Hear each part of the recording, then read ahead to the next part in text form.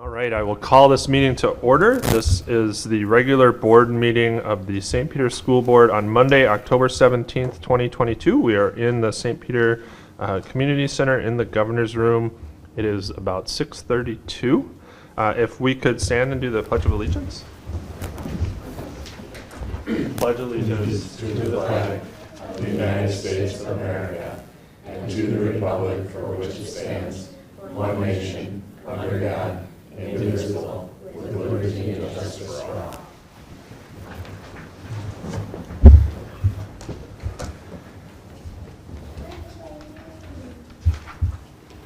Before we consider a motion to adopt the agenda, we would like to add an agenda item.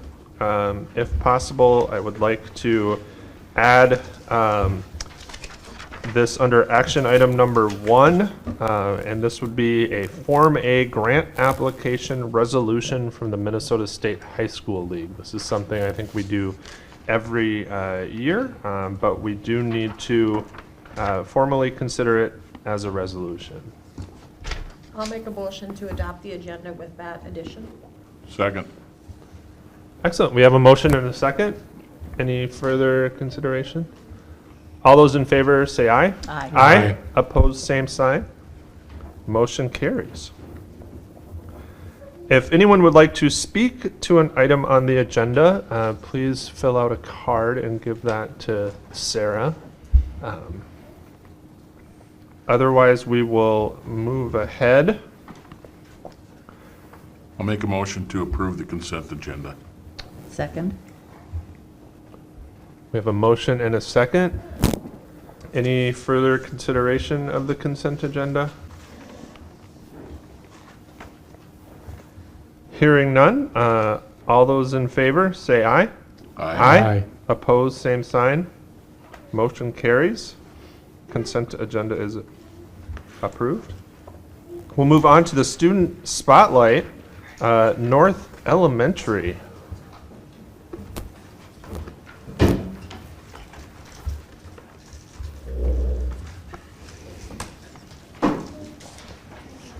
Principals have to bring their own chairs. I will bring my own chair. They are the guests of honor tonight. All right, let me squeeze in here. You Blake. Board Chair Leonard, members of the board, I'm very excited to introduce you to Blake Hinton and Tegan Genzel. They are our Spotlight students for the month of October. They, every year, put out an invite to all the homeroom teachers to nominate students to be the Spotlight students, and we have a number of people that get nominated every time we're up. We're up in October, we're up in February. I interviewed a number of students. These two rose to the very top because of how involved they are. They not only kicked off this year's Saint Center. We do our own video every month. These two anchored it. To kick it off this school year. They are also members of our brand new Kindness Crew. So they're going to talk a little bit about what they do, why they applied to be on Kindness Crew, and what they do on that. And then also I'm asking them just to kind of talk about any projects that they're currently working on in STEM, and they happen to both be in Mr. Lewis's classroom. So they're very busy with a lot going on. So we thought to get things started, since probably most of you haven't seen this year's September episode of Saint Center, we're going to do a little sampling of it just to give you an idea of what it looked like. Now, Saint Center has way better background. We got like a sports center look to the back, and all the fancy transitions and stuff like that. So they're just going to get started reading like the first scene, I believe, correct? The first scene, and then I'm going to try to narrate a few of the scenes in between because there's transitions and coming and going. So why don't we kick in? This is Saint Center, September edition. This is Saint Center. So we say our names, and then we would say we have we're excited to host. Then we send it over to the classroom that's going first. Yep. And then what was the first classroom and what were they talking around about, Blake? The first class was Mr. Hassing's class, and they were talking about how you should walk in the hallways. Yep. So you can envision it transitioning to a group of fourth grade students, kind of showing everybody what it looks like to walk in the hallways. And then they moved on to, what was the second part, Tegan? After that, after Mrs. Chaskins' class went, we had Miss Walter's class, our second graders. What were they demonstrating? They were demonstrating our lunchroom roles. No. So then they saw a picture of like, what's it look like to manage yourself in the lunchroom? Pick up after yourself, put your plates away, how are you having conversations in the lunchroom? So these two are role models. I mean, they get to show all the rest of the students what does that look like, and they get to lead that conversation. They also have fun. The last episode we talked about in here, this year was a brand new, there was a mystery staff member, and who was it, and how could you explain how they looked? Blake? Who was it? Miss Friedrich. And, well, how did they look? Silly. They had a giant smile on their face. Yeah, I didn't actually know who it was. So it's just a still picture of the filter of some sort. And I'm like, I don't think that person's on staff. But it's Mrs. Friedrich.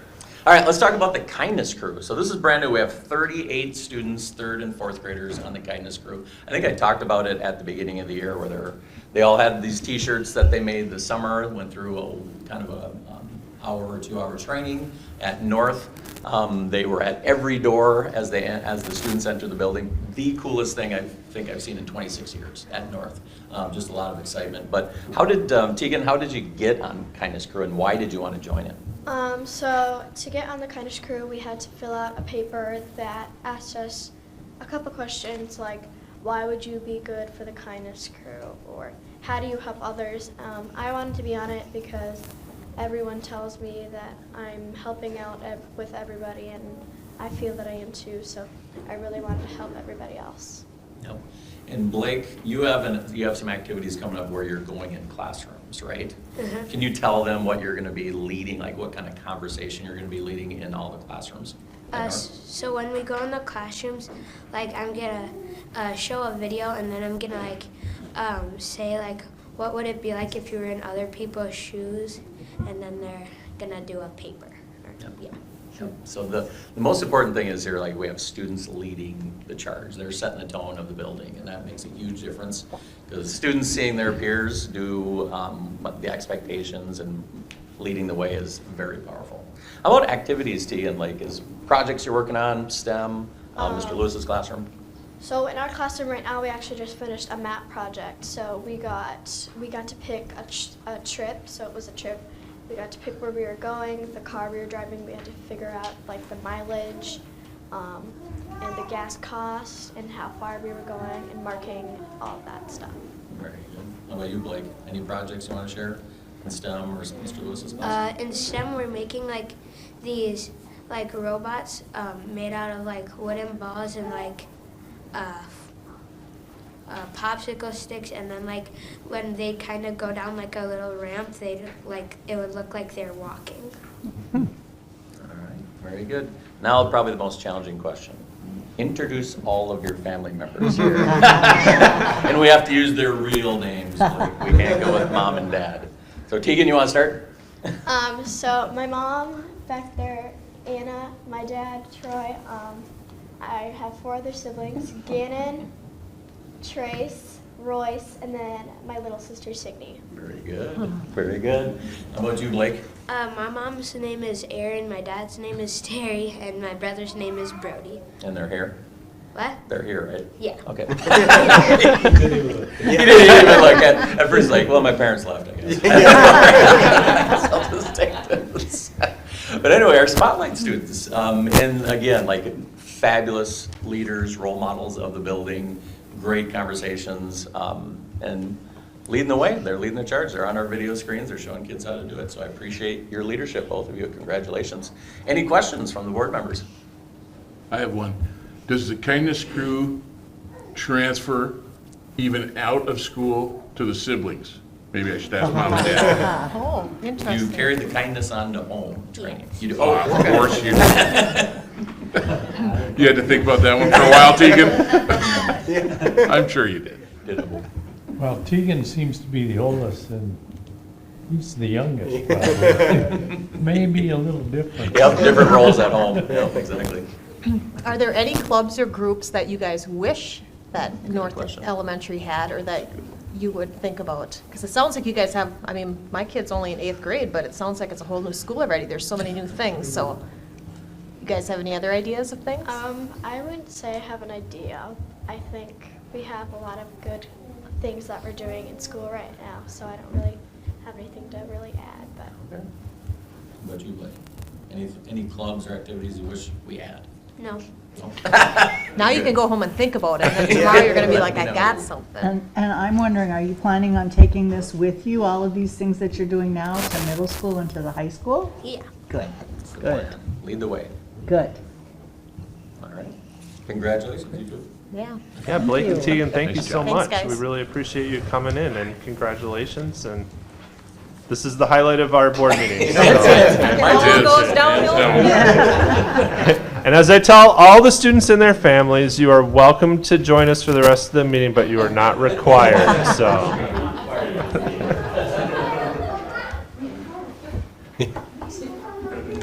All right, we will move on to our action items. And the first action item is that Form A grant application resolution from the Minnesota State High School League. Jay, do you want to come up and tell us about it?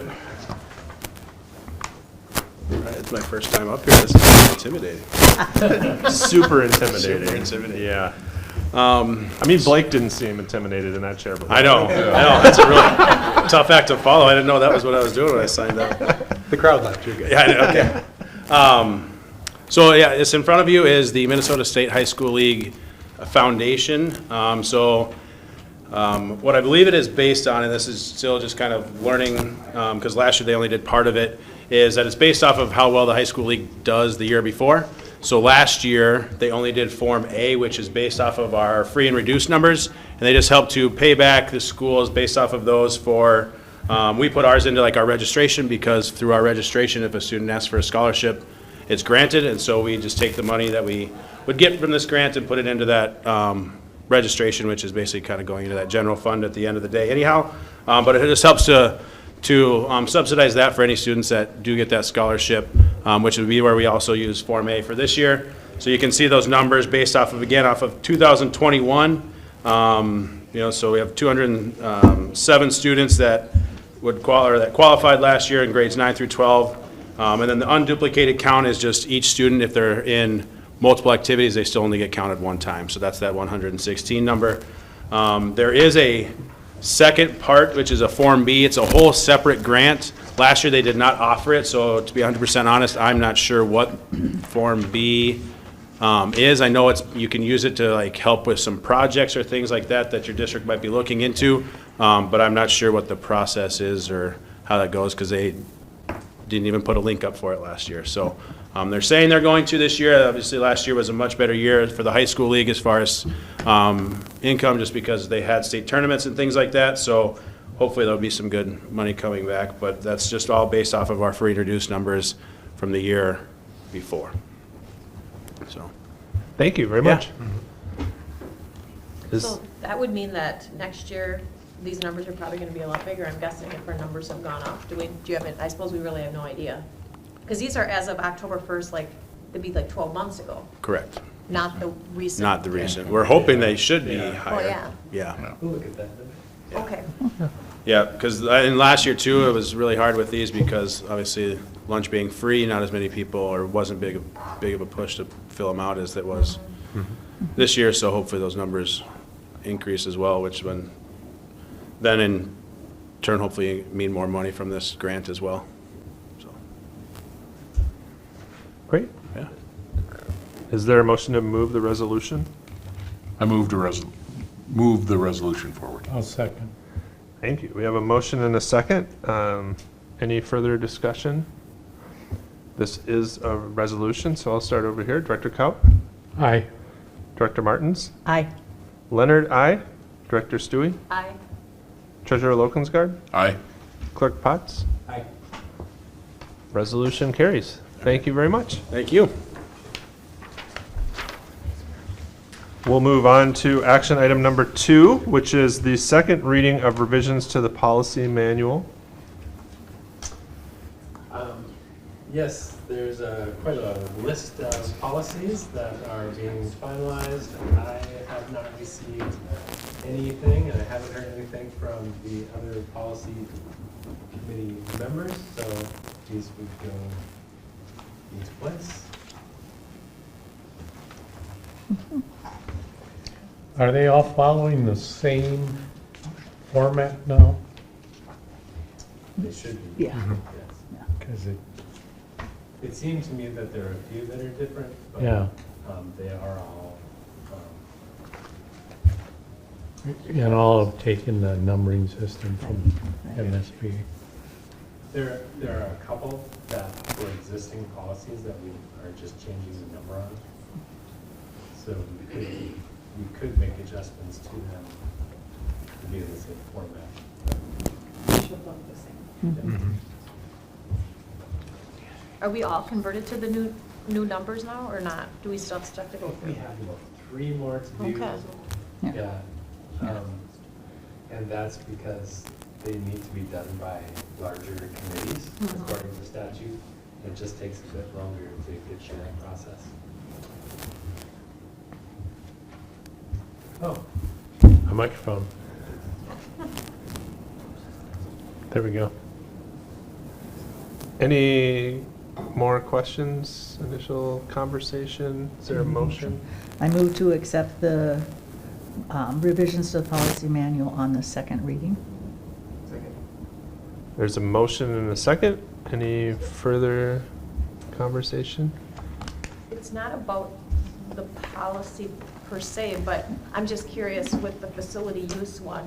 I mean, are we still looking at the use of the facility with some of our, like how those fees are charged? Is that, That one is for the first reading. First reading. And they're in the informational items. okay, I'm sorry, I'm just looking at that one here. So, okay, sorry about that. No, no worries.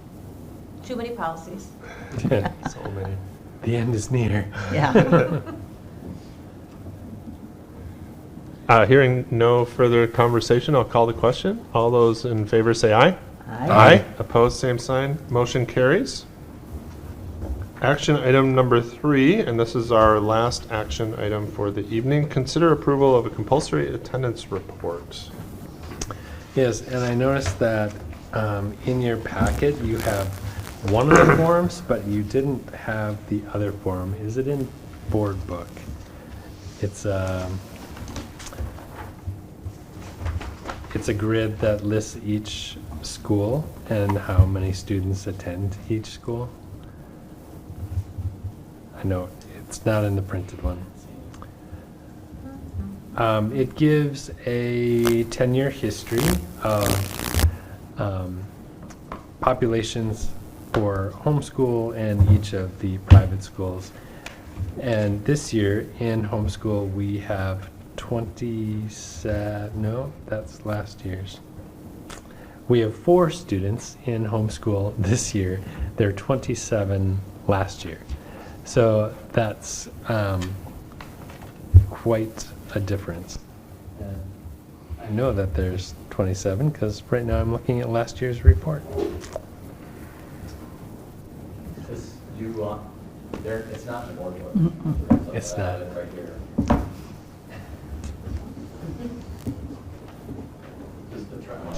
The only thing that got in was the trend line. The spreadsheet, there's a spreadsheet that collects all that information on there, so I can go over the numbers this year. So, With that comparison to last year, perhaps. yeah, yep. So they're broken down by homeschool and then each of the parochial schools in our school district or outside of our school district. So homeschool last year was 27, this year's 22. John Ireland had 65 students last year. They have 75 this year. Emmanuel Lutheran in Mankato, they had 1 last year, 2 this year.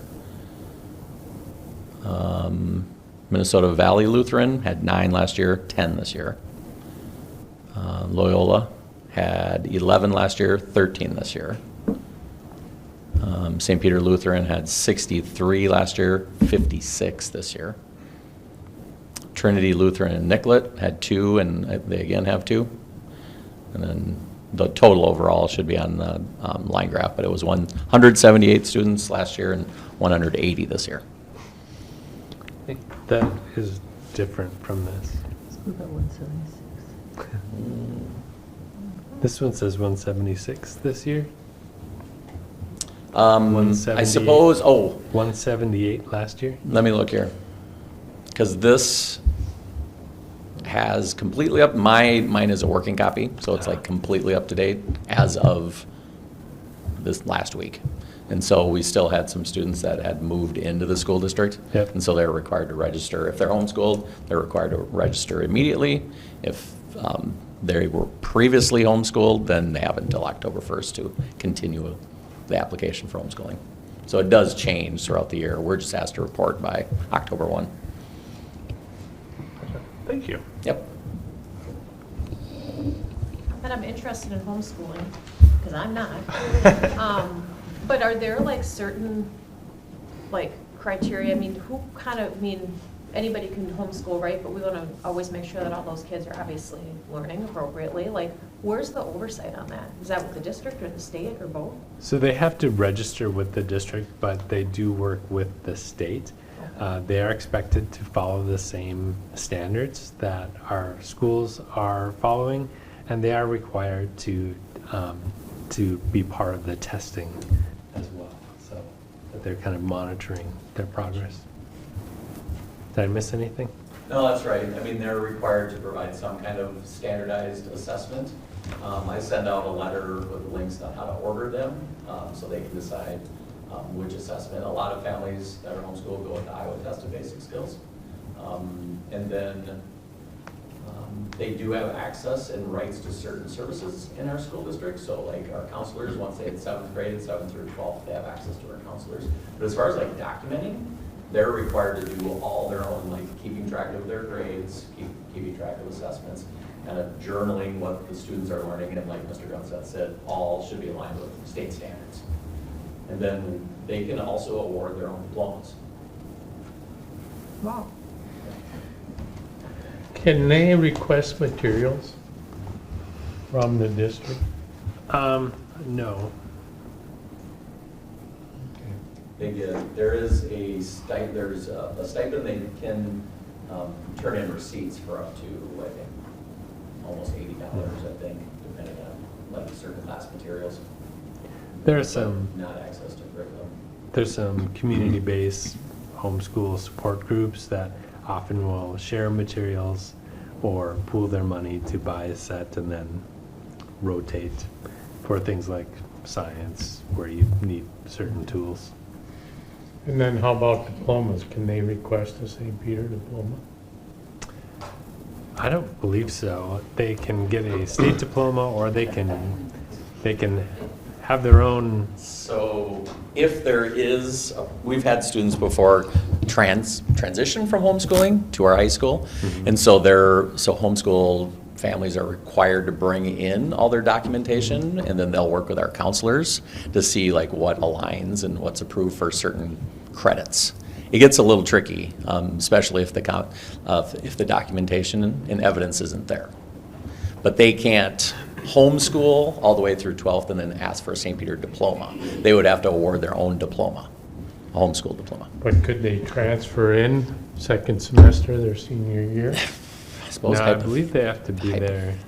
They have to earn so many credits Okay. in their senior year.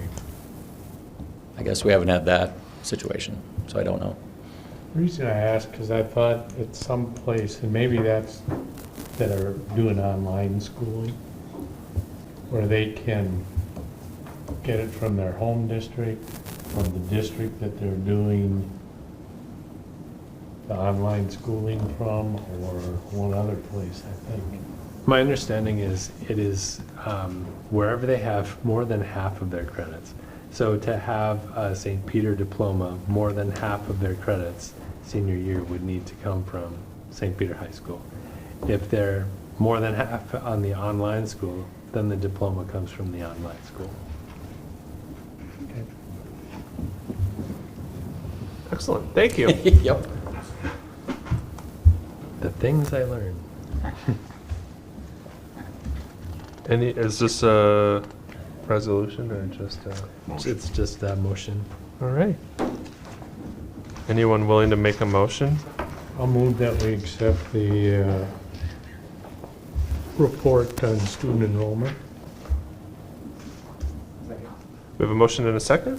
Further discussion? I just wanted to add that the reason you accept this is it's a report that is required by us to give to the state each year. Could you email it to us, like what you guys were looking at? Yeah, it should have been. That's okay. Yep. Stuff happens, I just would like to see it. And I think I might have seen it at, Yeah, you did see it at the, okay, that was Committee the meeting. same thing then, okay.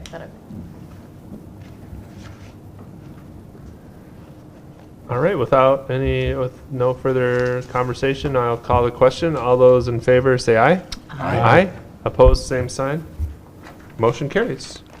We move on to information items, and not dissimilar, but a report on student enrollment. yes, and you have a few different pages in your packet.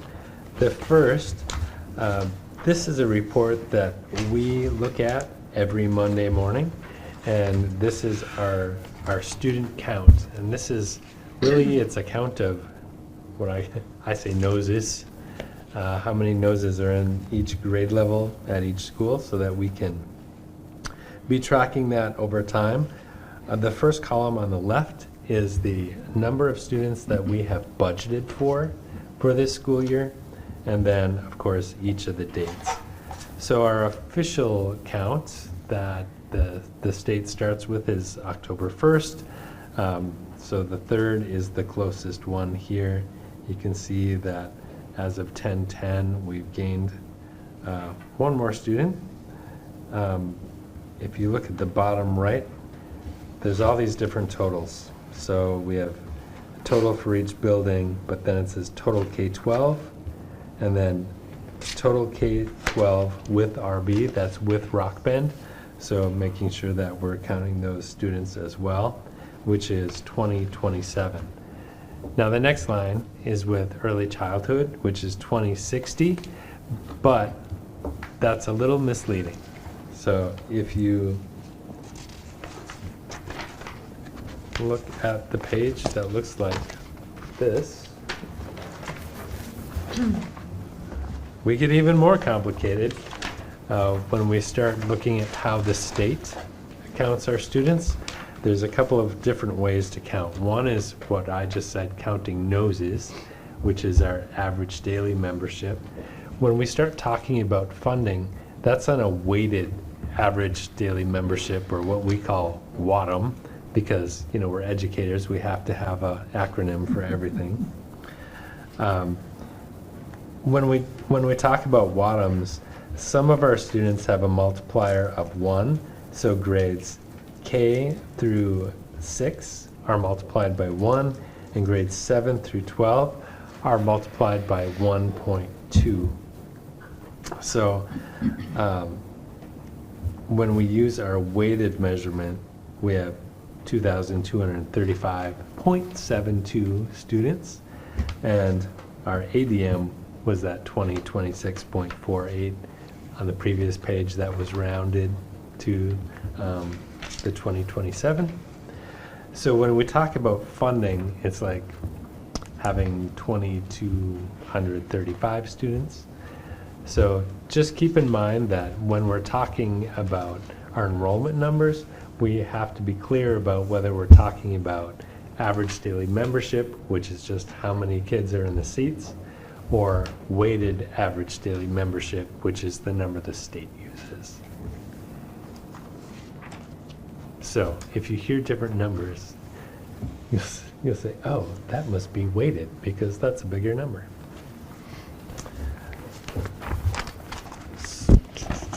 And then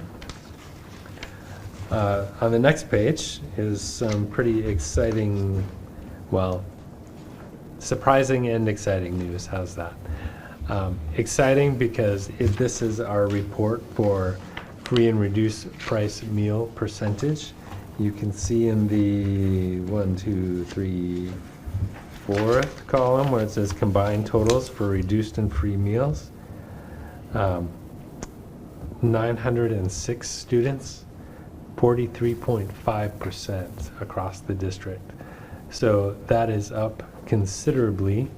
We do know that COVID was tough on our families, but as we've talked about so much during the beginning of this year, we wanted to make sure that families were signing up for services, both for funding reasons for the district, but also to make sure those families are getting the services. The change in percentage could also be related to changes that the state made in eligibility. Families that qualified for Minnesota Care for health care were automatically eligible for free or reduced price lunch as well. So that also increased the number. 43.5 is the highest district-wide number that we've had. So.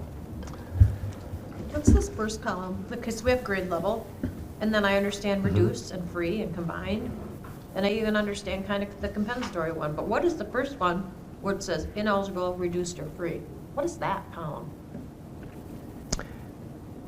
Is that like maybe, I mean, I'm making a. That's how many students did not qualify? So our total students?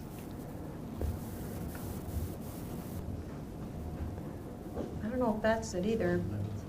So the first column is, yeah, if you add up 11, 78, 65, and 85, you have our total students. No, you don't. Yeah, 'cause Plus the, I'm just looking at the senior, I mean, it's 111, 4, and 7, but are those people that actually filled out applications? But that wouldn't be right either. no. I just saw that, it was kind of confusing. Yeah, if you take the 906 that qualified and the 1178 that did not, that would be our total number of students, 2084. Okay.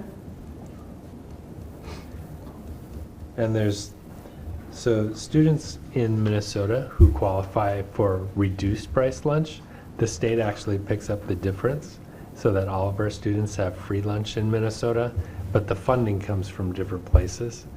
And there's a difference on compensatory because the compensatory does recognize the reduced. I'm glad they make it simple for us.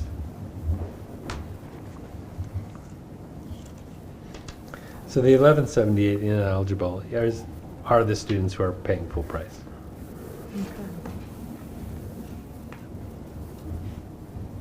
Any other questions on that?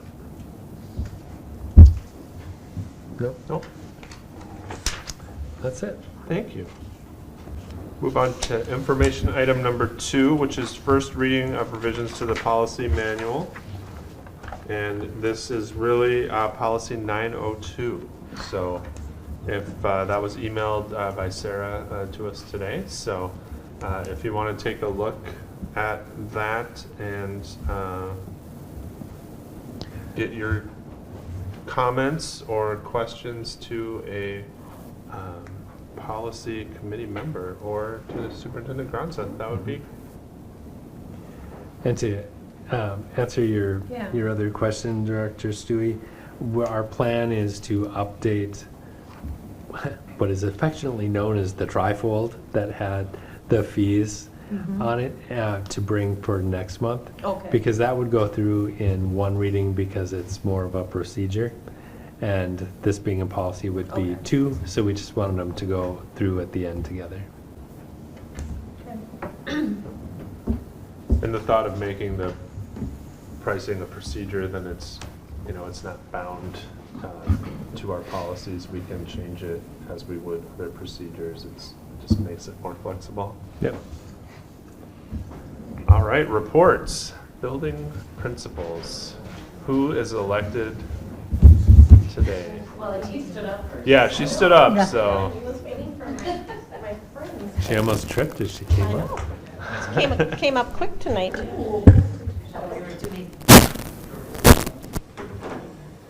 Make Darren get his own chair again. I'm gonna cover him. Awfully nice, Doreen. Yes. All right, so we'll do 3 and 3 again tonight.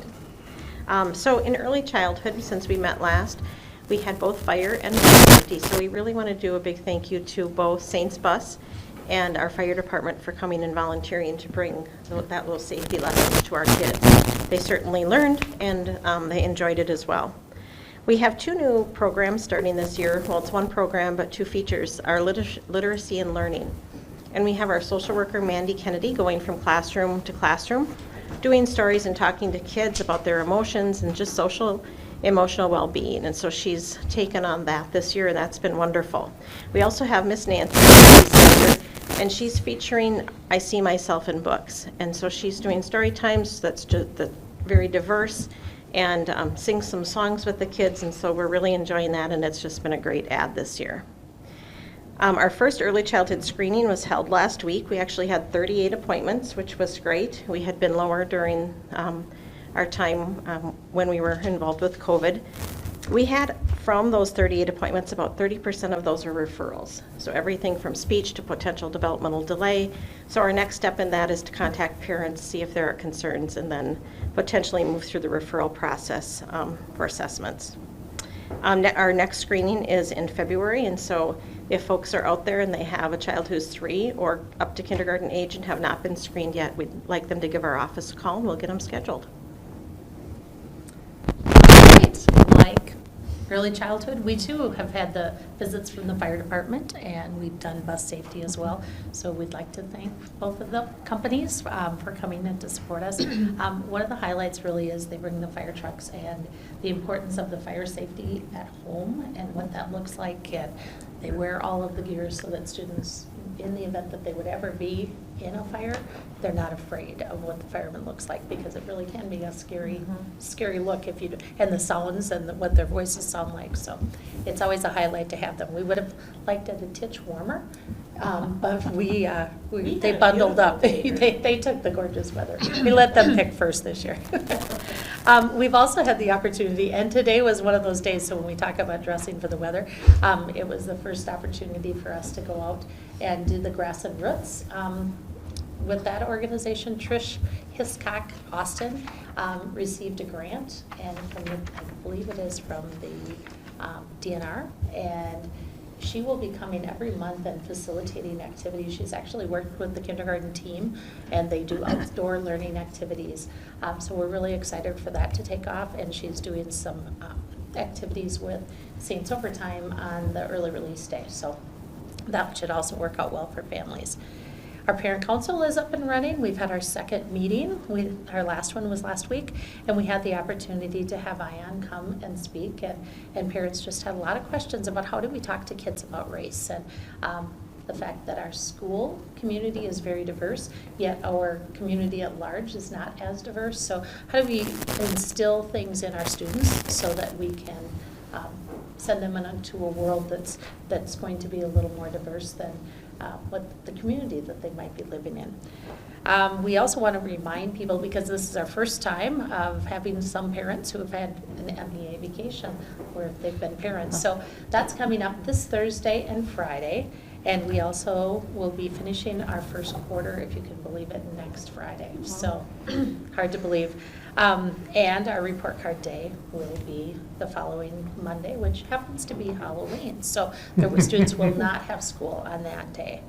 One other thing I wanted to mention was that on Wednesday we'll have our first early release for the school year, and our paras will be working with Julie Carlbloom and Ion, and again starting some of the cultural competency work for that group. And our teachers, K-12, will be participating in their K-12 PLCs and working on QCOM goals, so goals for the year. Greetings from North Elementary School, everybody. I just realized in looking at my notes that I gave all my material to my Spotlight students. So mine is going to be short. We're excited that we're excited to have our makerspace kicking off here and opening up again. It's been quite a while since we've had the room that originally was in the 1990 edition at North, and it was the first computer lab at North. in 1990 when that opened. Obviously, we don't have labs anymore and everybody has their own device, but that has been since turned over and mutated into like a student-led makerspace. That's going to open up.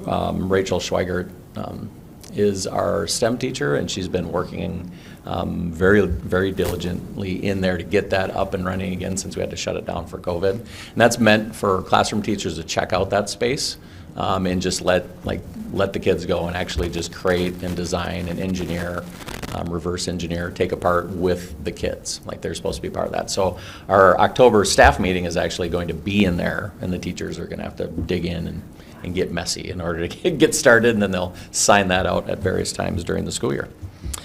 Fourth grade's going on a first of its kind field trip tomorrow. They're going to Target Field. All the students are going. In fourth grade, they do the water cycle. In fourth grade, they learn about the water cycle, and it's phenomenon. So at Target Field, they have quite the process of recycling, reusing rainwater and various types of elements of water in the stadium, and they're going to learn about that tomorrow, as well as other things that Target Field does when they break bats and plant trees in their place to recycle and renew renewable resources that field uses. So I'm excited to hear what that sounds like with their learning when they come back. And then I know everybody's waiting for this, but our first passion project of the year is going to be on the 28th, and that's the day where all the adults in the building write down like hobbies, interests, talents. Kids sign up for them.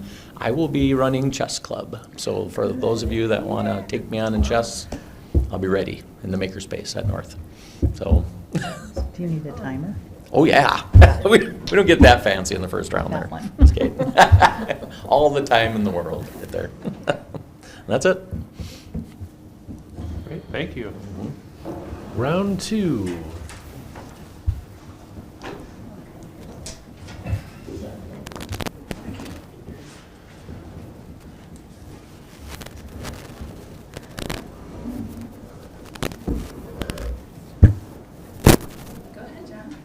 Excellent. On Wednesday, we'll be encouraging students and staff to wear orange in honor of Unity Day. Unity Day is a day to really practice anti-bullying, kindness, and inclusion. And as a part of that larger advisory lesson, kids have the opportunity to make leaves and put kindness messages on those leaves, and those leaves will become part of a Unity tree, which is going to be displayed outside of the nurses' station. Next Tuesday, Jason Tupence and Megan Gabriel will be taking 101 5th and 6th graders to Gustavus for the annual Science and Nature Conference. At that conference, students attend various self-selected sessions on science and nature topics. And then last, what's that? You have some brave teachers. Brave teachers, 17 parent chaperones as well. Okay, good. Forgot to mention that. And then our 6th graders have started learning about career and financial literacy through junior achievement lessons. Those lessons will be sprinkled in various contents throughout, and they're preparing for a trip to BizTown in St. Paul on November 22nd. And then if I may, I'd like to give 3 updates for the Native American team as well. So the Native American Parent Advisory Committee has been hard at work. On October 10th, they assembled our first Indigenous Day walk. About 70 people attended. The route went from the middle school all the way down to Community Spirit Park. It was really, really cool. My favorite part was the dance, where we all got in a circle and danced, because it is the one time at a dance where I didn't feel like I was awkward. Like I could do it. It was just a sidestep, and I'm like, I got this. It's pretty good. November is Native American Heritage Month, and in honor of that, the team is going to create a display, and that display will travel from building to building throughout the month. And then lastly, just an update, the committee has submitted their annual American Indian Aid application to the state. This year we are eligible for roughly $25,000. That has been submitted, and more to come on that. I should have had Shay just give the high school report, because end of the season play is really hot right now. So I'll just go through the list of what's going on this week in no particular order. Boys soccer are competing in the section championship in Austin on Thursday, and we're hoping to fill a fan bus. So If any of you guys are interested in chaperoning, that'd be great. Girls tennis is sending 3 onto state. Cross country has their Big South Conference meet in Fairmont this week. Volleyball will be competing in the Big South Conference Championship Tuesday night in Marshall. And I'd also like to give a shout out to our cheer team. I don't know if you've attended a home event, home football game yet this year, but Jenny Curtis and Angie Fogel and Tasha Timmerman, I wouldn't say that they were like strong-armed into it. We're very excited to introduce cheerleading back to St. Peter High School. And the girls are amazing. They're professional. They're working out in the gym every morning at 6 in the morning for an hour, and they're rocking it. I don't believe we've had cheerleading since the mid to late 90s, probably. So it's been a very long time, and a lot of girls are involved in it who maybe weren't involved in other things too. So it's been really fun to watch. I also, just a couple really cool things that seen in the classrooms this week. Gina Lilienthal wrote a grant for and received moon dust, like actual moon dust, for a project called Plant the Moon. And we videotaped the kids talking about trying to get seeds to grow in moon dust and what other materials will work to actually grow seeds in moon dust. So that was kind of fun. And in other more exciting news, the chili cook-off is next week in culinary arts. Sign me up. It's an exciting week. If you need a guest, No. volunteer. I haven't gotten my invite yet.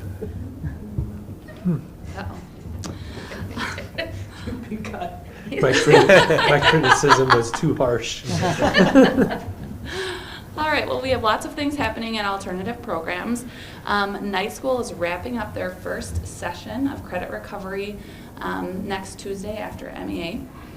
And then we are sending letters for session 2, and we just offered 2 classes session 1. Session 2 will be back to the full gamut of English, math, history, geography, chemistry, physics, all of those things. So we anticipate pretty high enrollment for that second session. At Hoffman Learning Center, they are reopening 2 of their resident units again. So we are anticipating probably 8 new students in the next 3 or 4 weeks. So enrollment will be growing at Hoffman again. And then at Rock Bend, we're starting to get a few phone calls from students that are in traditional programming, some in St. Peter, some in other districts that are looking for alternative learning sites. And so we're hoping that right now we just have a few seats open at Rock Bend, which is unusual, but we're thinking those will probably be filling up for second quarter. Rock Bend's been really busy doing college and career readiness this month. We did the ASVAB, and on Wednesday we have folks coming out to talk to students about their results and what that might mean for them moving into college or the career force. And then we also had some admissions representatives come out last week from South Central College, and both of the reps that they sent graduated from alternative schools. So that was a really cool and powerful experience for our students to hear from someone that had really just been in their shoes, and I think that was a big confidence builder for our students. And so that's really what's happening in alternative programs right now. More to come next month. Thank you. Thank you. Superintendent Gronseth. Yes, I do want to remind families, although they probably don't need a reminder, that this is a 3-day week, and Wednesday is also an early release day. So we'll be ending 2 hours early on Wednesday to allow our staff to have some staff development time, and then no school on Thursday and Friday. So technically today's like Wednesday and a half. I too was going to say how exciting it has been to go to our athletic events. We've been having a great season in so many of our sports, especially our girls teams are really making a showing, and hopefully the volleyball team can clinch the final sport for conference champions, and we'll be cheering them on. I too have had a lot of fun watching the cheerleader program just grow and grow. And when I talk to the coaches, they're very excited. They're like, "We got a new trick tonight. You'll see it at this point in the game." Okay.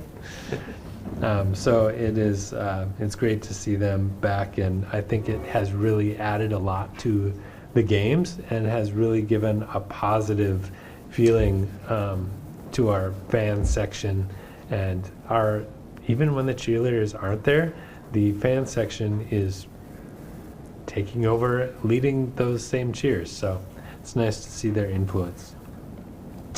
On a more somber note, we did have some sad news that we shared last evening, that Darren Johnson, second grade teacher at North, had passed away. My thanks to a team of professionals that came together and worked long into the night last night planning a response for today. We had social workers and counselors in place.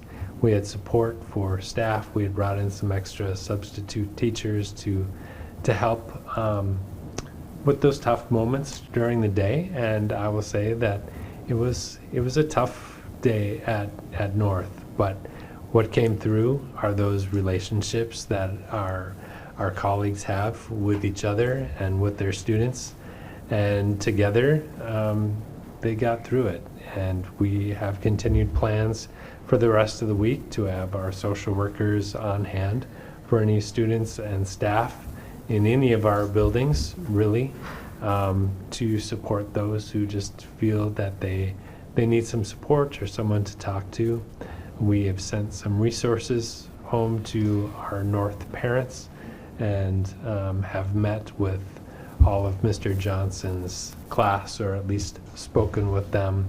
I think there's one more family we're trying to connect with. But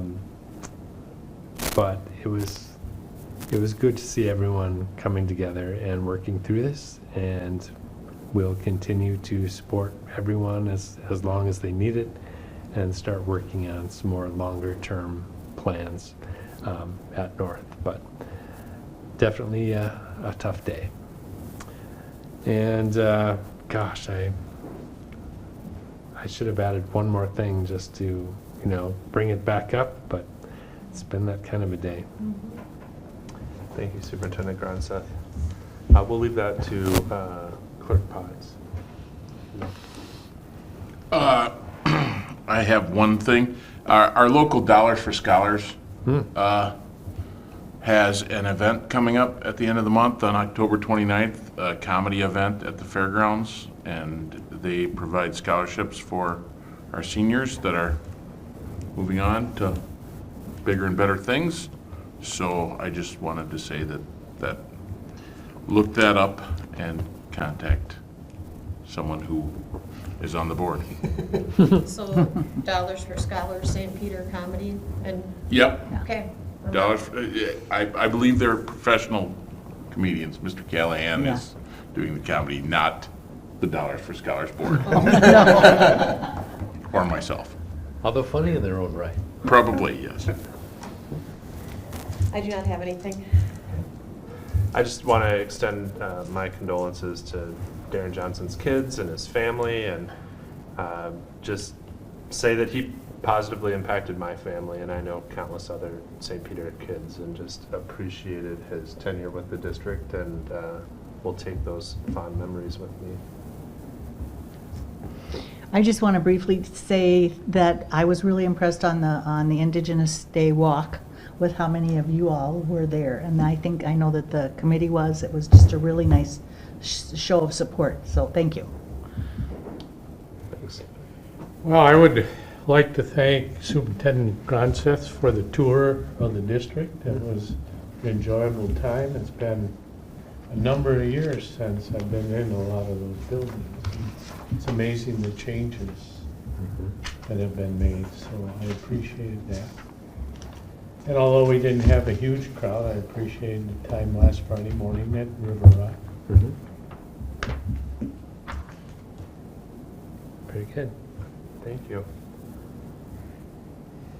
Upcoming meetings of the school board, we have a study session with Longview Education, Monday, October 24th, 6:30 PM in the Middle School Media Center. Policy Committee meeting on Wednesday, October 26th at 4 PM in the district office. The Education Committee will also meet in the district office on Tuesday, November 8th at 1 PM. And the Business Committee will meet Wednesday, November 9th at 4 PM in the district office. With that, I would entertain a motion to adjourn. I'll make a motion to adjourn. Thank you. Second. We have a motion and a second. All those in favor say aye. Aye. Aye. Opposed, same sign. Motion carries. We are adjourned.